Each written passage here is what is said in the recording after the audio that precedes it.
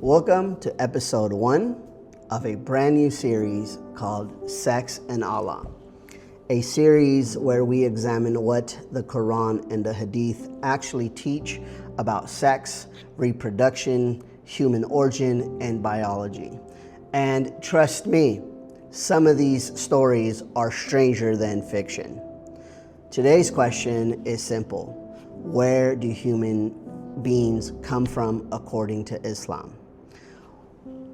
You would think that we have a simple answer for that. But after reading the sources, I'm not so sure. And before we begin, make sure to like, comment, subscribe, and share this video because most people have never heard these sources read in context. Let's get into it. The Hadith of Jami at Tirmidhi 3076 says, according to Muhammad, after Allah created Adam, he brought forth all of Adam's descendants and displayed them before him. And let's think about that for a moment. Every person who has ever lived, every person alive today, every person who will ever exist, billions upon billions of human beings, all displayed before Adam. Then, all of a sudden, Adam notices a man with a special light between his eyes. And he asks, who is that? And Allah replies, says, that is David. Now stop right there for a moment. Out of billions of people, David catches Adam's attention. Not Abraham, not Moses, not Jesus, not even Muhammad, but David. Then Adam learns David will only live 60 years. So Adam gives David 40 years of his own lifespan, and Allah accepts this transfer.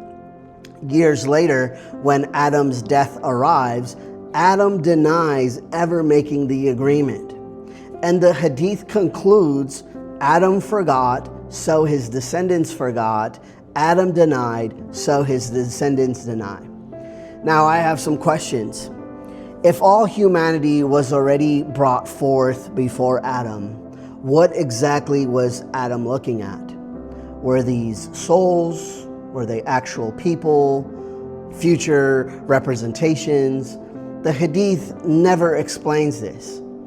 And if years later can be transferred from one person to another, why can't we do that today?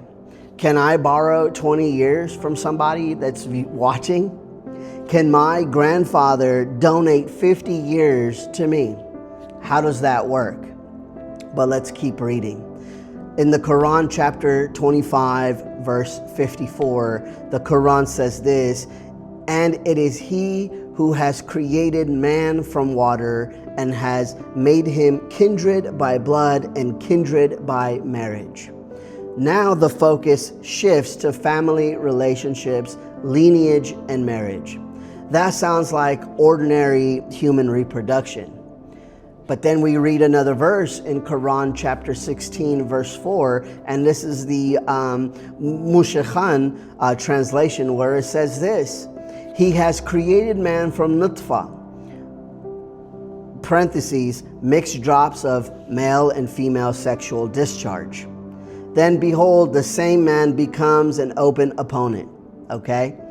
Now, humanity is being described through male and female reproductive contributions.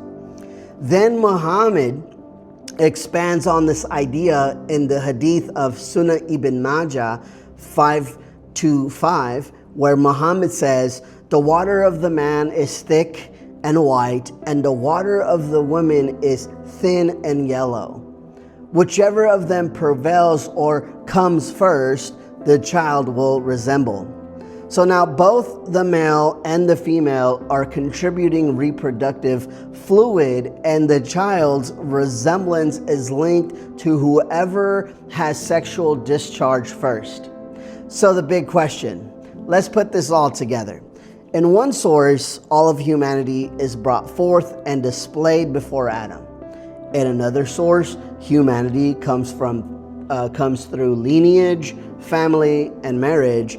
And in another source, humanity comes through the reproductive contribution of male and female fluids. So, which is it? How do these ideas fit all together, and what exactly was Adam looking at? And how does a person donate 40 years of life to someone else? So these are not my words. Again, these are Islamic sources. Read them for yourselves. They're on the screen, right?